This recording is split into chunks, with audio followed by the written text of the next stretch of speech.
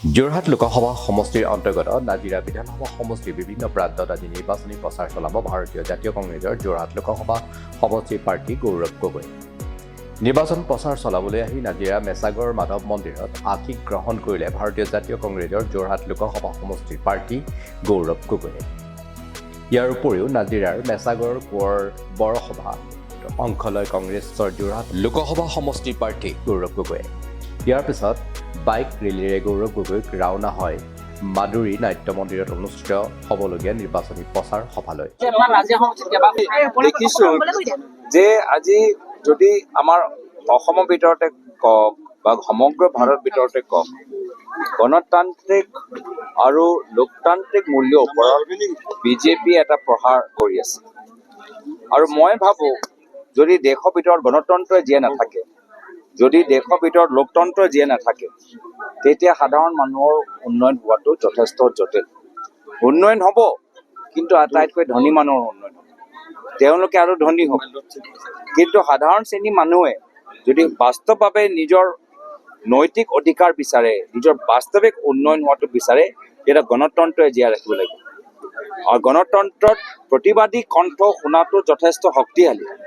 কিন্তু আজি আমি অসমত দেখিছোঁ যে ছাত্ৰসকলে কাৰ বিৰোধে মাত মাতিব নোৱাৰে, 144 লগাই দিছে। দিল্লীত আমি দেখা পাইছোঁ যে এজন মুখ্যমন্ত্ৰী অৰবিন্দ কেজৰিৱালক জেললৈ পঠাই দিছে, কংগ্ৰেছ দলৰ একাউণ্টবোৰ ফ্ৰিজ কৰি দিছে, ঝাৰখণ্ডৰ মুখ্যমন্ত্ৰী পদত্যাগ কৰি তেওঁলোকৰ জেল, বিভিন্ন এনেকুৱা ধৰণৰ আজি ইনকাম টেক্স ইডি আজি বিজেপিয়ে ব্লেকমেইল কৰিবলৈ আজি ইডি আৰু ইনকাম টেক্সক ব্যৱহাৰ কৰিছে। তো যেতিয়ালৈকে ডেমক্ৰেচি নাথাকে তো ডেভেলপমেণ্ট হ'ব নোৱাৰে। ন' ডেমক্ৰেচি ন' ডেভেলপমেণ্ট। তো সেইকাৰণে আজি অসমৰ ভিতৰতো আশা কৰ্মীখিনি যে তেওঁলোকক আমি কথাখিনি কৈছোঁ। আজি আমাৰ যিমানবোৰ ভেঞ্চাৰ স্কুল আছে, ভেঞ্চাৰ স্কুল হৈ আমি মাত মাতি আছোঁ। আমাৰ যিমানবোৰ আমাৰ বাগানৰ মালিক পলাইছে, বাগানৰ মানুহবোৰে আজি ভালকৈ তেওঁলোকৰ PF পোৱা নাই, দৰমহা পোৱা নাই, সেয়ালৈ আমি মাত মাতি আছোঁ। কিন্তু চৰকাৰে শুনা নাই। চৰকাৰে লাহে লাহে গণতন্ত্ৰ পৰিৱেশ শেষ কৰি অহংকাৰী হৈ গৈছে। তো সেইকাৰণে এই নিৰ্বাচনটো যদি বাস্তৱিকভাৱে আমি উন্নয়ন কৰিব লাগে বা উন্নয়ন হোৱাটো বিচাৰোঁ সামাজিক আৰু সাধাৰণ মানুহৰ, তেতিয়া আমি গণতন্ত্ৰ ৰক্ষা কৰিব লাগিব। এই নিৰ্বাচনটো গণতন্ত্ৰ ৰক্ষা কৰাৰ কাৰণে এটা গুৰুত্বপূৰ্ণ সময়। পাতি আছোঁ ভেঞ্চাৰ স্কুলৰ, তেওঁলোকে পাতি আছে জয়।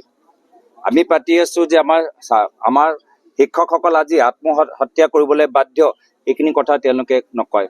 আমি কৈ আছোঁ যে বাগানৰ মানুহখিনিয়ে আজি তেওঁলোকে ভাত খাবলৈ পইচা নাই, তেওঁলোকৰ আজি যেতিয়া CSP লৈ যায় তাতে 10 টকা তেওঁলোকে কাটা যায়, তেওঁলোকৰ এইখিনি কথা মাত নামাতে।